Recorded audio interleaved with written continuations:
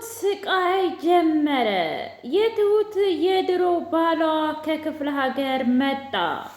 እናም ትሁትን አስፈራራት። እገልሻለሁ፣ እኔን አያድርገኝ። አንቺ በሰላም አዲስ አበባ ላይ እየኖርሽ የአዲስ አበባን አየር እየተነፈሽ፣ እኔ ግን በአንቺ ፍቅር እየተሰቃየሁ እገኛለሁ። እናም አሁን ግን የስቃዬ ቀን ማብቃቱ እየተቃረበ ነው ብሎ አሰቃያት። ትሁቴ እባክህ ተው እባክህ፣ እኔ ምን አደርግልሃለሁ? ድሮስ ነግሬህ የለም ወይ እንደማልወድህና እንደማላፈቅርህ እያለች ብትለምነውም እንኳ ነገር ግን የድሮ ባሏ በፍጹም እሽ ሊል አልቻለም። ትሰሚኛለሽ? አንቺና አንቺ የኔና የኔ ብቻ ነሽ። ካልሆንሽ ግን የማንም ልትሆኚ አትችይም። እናም እገልሻለሁኝ ብሎ አላት። ቲናና የትሁት የድሮ ባሏ ተስማሙ። እኔ የምፈልገው የአባባን ቤተሰብ መደርመስ ነው። ዳኒ፣ አባዬ፣ እንዲሁም ደግሞ ካሊብ፣ ኤደን ሁሉንም ማጥፋት እፈልጋለሁ። እናም በተጨማሪ 1 ሚሊዮን ብር ልሰጠኝ ይገባል። ምክንያቱም ያ የሰማይ ስቧሪ የሆነ ሰውዬ እንደዚህ አርጌ ካልተገላገልኩት በፍጹም ሊተወኝ አይችልም ብላ አለችው። እሺ ችግር የለውም እስማማለሁ። ነገር ግን እኔም አንድ ነገር ወንጀልም ሰራሁ አልሰራሁም እኔን አሳልፈሽ አትሰጭኝም። አሳልፈሽ የምትሰጭኝ ከሆነ ግን ሁሉንም ነገር ታጫለሽ ብሎ ማስጠንቀቂያ ሰጣት። እሷም ደግሞ እሺ አንተ እንደፈለግከው ይሁን እና ምንም ነገር አላደርግም፣ አንተም ምንም ነገር አታደርግም። የምንደራረገው አንተም እኔም ትሁትን እሰጥሃለሁ፣ አንተም ደግሞ የተባባልነውን ገንዘብ ታመጣለህ ብላ አለችው። ሰላም ሰላም! ውድና የተከበራችሁ የትርሲት ስንድቅ ሚዲያ ቤተሰቦች እንዴት ናችሁልኝ? ሁሉ ሰላም፣ ሁሉ መልካም። እኔ እግዚአብሔር ይመስገን ሰላም ነኝ፣ ደህና ነኝ። ለዚህ ቻናል አዲስ የሆናችሁ ሰብስክራይብ እያደረጋችሁ ቤተሰብ ይሁኑ። ነበር ቤተሰቦች ደግሞ ስለምትከታተሉኝ እጅጉን አድርጌ አመሰግናለሁ።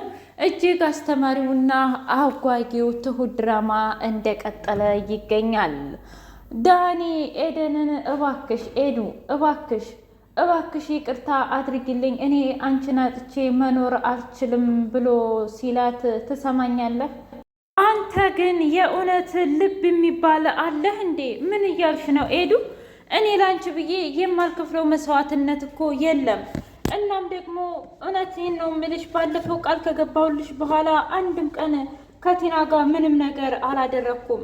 ባለፈው ራሱ እርዳታ ስላስፈለጋት ብቻ ነው እንጂ እመኝኝ እያለ ቢለምናትም እንኳ በቃ ከዚህ በኋላ ምንም እንድትለኝ አልፈልግም።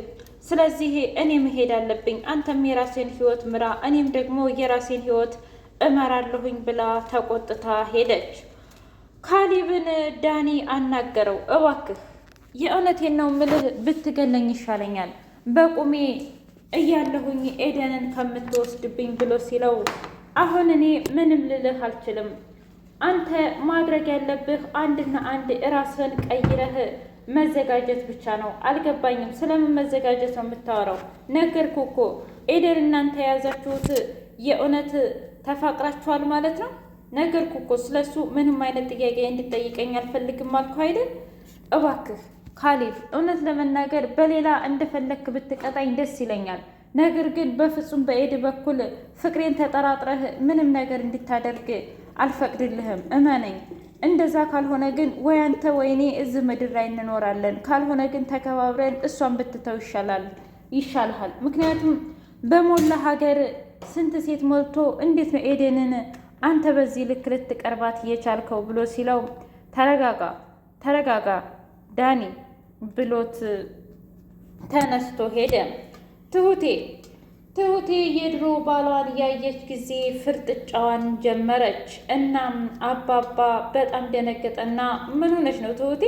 ቆይ እንደዚህ የሚያስደነግጥሽ ምንድን ነው? አይ አባዬ፣ ይህን በርማ ዛሬ ባትከፍተው ይሻላል። እንዴ ልጄ፣ ለምን ብዬ አልገባኝም። ነገርኩህ እኮ አባዬ፣ ለምንድን ነው የማሰማኝ? አትክፈተው። አይ እኔማ ከፍቼ የተፈጠረውን ነገር በሙሉ አያለሁ። እንዴ ገና ለገና አንቺ ስላልሽኝ ብቻ ሳልከፍት ልቀር ነው እንዴ? ኧረ ተይ ትሁቴ ተይ። ከዛ ክፍት አድርጎት ውሃ እኮ የሚያመጣ ነው ትሁቴ። ወይ ተመስገን። እስኪ ንገሪ፣ ምንድን ነው የተፈጠረው ነገር? የሚያስፈራራሽ ሰው አለ ወይስ ደግሞ ስለ ቲና ነው? ውይ አባዬ፣ ስለ ቲና ስትጠይቀኝ ቲና እኮ ዛሬ መታ አላደረችም እና በጣም ጨንቆኛል። አየጉድ፣ አንቺ እኮ በጣም ንጹሕ ልብ ነው ያለሽ። አሁንም ለእሷ ታስቢያለሽ? ምን ላድርግ ብለህ ነው አባዬ? ያ የሰማይ ስባሪ የሆነ ሰውዬ እኮ ምናልባት የሆነ ነገር አድርጓት እንደው ብዬ ነው እንጂ አታስቢ፣ እሱ ምንም ነገር አያደርጋትም። እኔ እሷ ከሌላ ሰው ጋር ሁለተኛ ሰው አሁን ዳኒም ስለነቃባት ሌላ ሰው ጋር ተባብራ እኛን ለማጥፋት እየተዘጋጀች ይሆናል ነው ብለህ ነው አባዬ? አዎ። እሺ አንቺ ሲሆንሽውን ነገር አትናገሪም? አባዬ ምንም አልሆንኩም አይደለም፣ ነገርኩህ እኮ። ኧረ ተይ ትሁቴ ተይ ንገሪኝ ተይ። ቆይ እኔ በክፉ ቀንሽ ሳብሬ መሆን አልችልም እንዴ? ትሆናለህ አባዬ፣ ግን ደግሞ እኔ ምንም ነገር ስላልሆንኩኝ ነው ብላ ስትለው፣ እሺ እኔ ልጅ በቃ አንቺን የሚያስደስትሽ ከሆነ ምንም ነገር አትናገሪኝ። አሁን ሂጂ ወደ ክችን። ሱቁንም ማለቴ ሱቅ ብለሽ ወጥተሽ ነበር እና ገዛሽ? ምን አልገዛሁም ማለቴ የለም እንዴ ካርድ ነው የሌለው? አዎ። ከዛ አባባ ቆይ ልጅ ምን ሆናለች እንደዚህ ውንብድብድ ያለችው? ከኋላዋስ የሚያስፈራራ ሰው አለ ማለት ነው? ደግሞ የሚያስፈራራት ሰው እስካለ ማን ነው ያ ሰውዬ? እያለ አባባ ጥያቄ ፈጠረበት።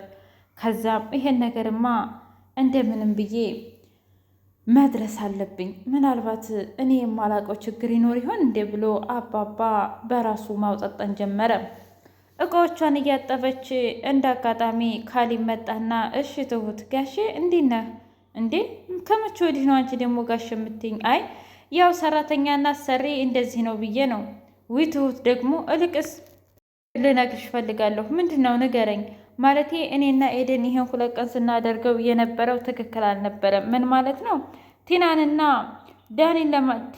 ዳኒን ለማናደድ ብለን የውሸት ፍቅረኛሞች አስመሰልን ስንጨፍር ምናምን፣ እሱ ሁሉ ጨዋታ ነው እና እኔ ምን አገባኝ? ለምንድን ነው ለእኔ የምትነግረኝ? ማለቴ ከእኔ ይልቅ ለምንድን ነው አንተ ለዳኒ የማትነግረው? ዳኒ ነው ልቡ የተሰበረው ብላለችው። እና እሺ አንቺ ከፈቀድሽ በቃ አንቺ ደስ የማይልሽ ከሆነ እኔ መሄድ አለብኝ ብሎ ሄደ።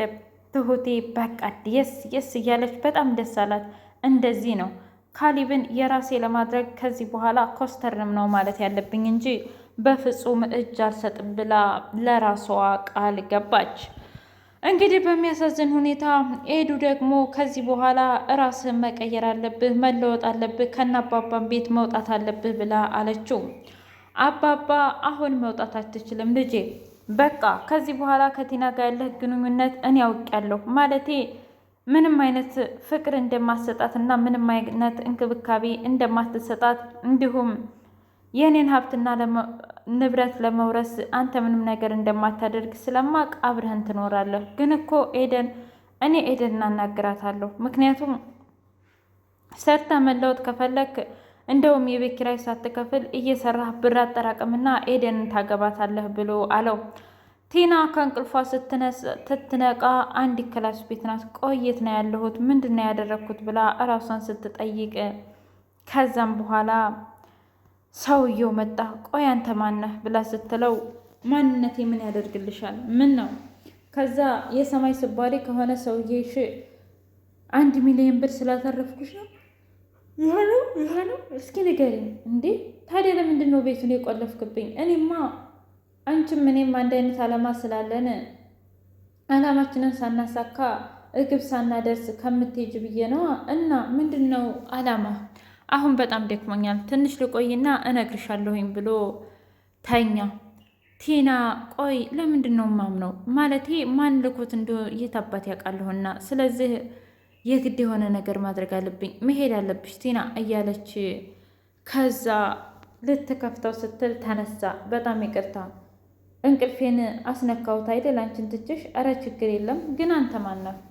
እኔ የምፈልገው ትሁትን ነው። አንቺስ? እኔማ እያንዳንዱ ቤተሰብ ዋጋ ማስከፈልና ገንዘብ ብቻ ነው የምጠይቀው፣ ግን ለአሁኑ ያን የሰማይ ስባሪን ልክ የሚያስገባልኝ እፈልጋለሁኝ ብላ ስትለው አታስቢ፣ እንደዛ ከሆኑ የኔ ሰዎች ይጨርሷታል አለች። ምን?